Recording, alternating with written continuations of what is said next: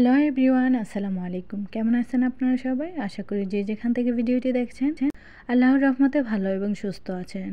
যে যেখান থেকে ভিডিওটি দেখছেন, কাছে অথবা দূরে, দেশ অথবা দেশের বাহির থেকে, সবাইকে জানাই অসংখ্য ধন্যবাদ।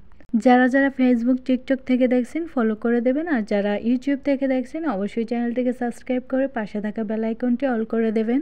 তাহলেই আমার সব ভিডিওর নোটিফিকেশন সবার আগে পেয়ে যাবেন, আমার ভিডিওগুলো দেখতে পারবেন। আমি সব সময় সৌদি আরবে রান্নাবাড়া করে থাকি। যদি আপনাদের ভালো লাগে অবশ্যই একটি করে লাইক, একটি কমেন্ট করে শেয়ার করে দিতে পারেন। চলুন আজকে কি রান্না করতেছি আপনাদের সাথে শেয়ার করি। আমি আজকে রান্না করব পাট শাক আর সাদা ভাত। তো আসুন চলে যাই মূল কথায়। আমি আজকে রান্না করব সৌদি আরবের একটি খুবই ফেমাস একটি খাবার। এটা রান্না করতে কি কি লাগে, কিভাবে রান্না করি সেটাই আপনাদের সাথে শেয়ার করব।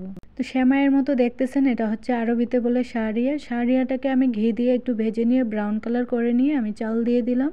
চালটাকে কিছুক্ষণ ভেজে নিয়ে আমি আগে থেকে সেদ্ধ করা মুরগির মাংসের যে পানিটা ছিল ওই পানি দিয়ে দিলাম। আমি এখানে কোনো লবণ অ্যাড করব না, কারণ মুরগি সেদ্ধ করার যে পানিটা ছিল ওইখানেও লবণ ছিল, আর একটা ম্যাগি মশলা দিয়ে দিয়েছি, তাতেও লবণ ছিল।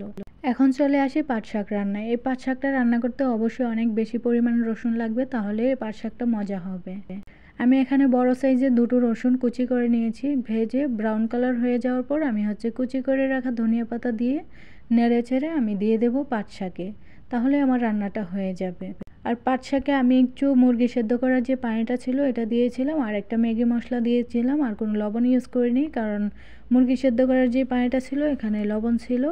আর এখন আমি রসুন আর ধনিয়া পাতা দিয়ে বাগারটা দিয়ে দিলাম। এই হলো সিম্পল রান্না, কিন্তু খেতে দারুণ মজা। আমার ইউটিউব চ্যানেলটি টিকটক প্রোফাইলে মেনশন করা আছে, আপনারা চাইলে ঘুরে আসতে পারেন। এখন আমি দেখে নেব ভাতের কি অবস্থা। তো ভাতের পানিটা শুকিয়ে গেছে, আমি এখন ডিম করে দেব চুলাটা। ডিম করে 20 মিনিটের মতো রেখে দেব, ভাতটা একদম ঝরঝরা হয়ে যাবে। আর মুরগিটা আমি ওভেন থেকে এনে আমি ভাতের উপর রেখে দিয়ে ঢেকে দেব, তাহলে মুরগিটা একদম নরম থাকবে, শক্ত হয়ে যাবে না।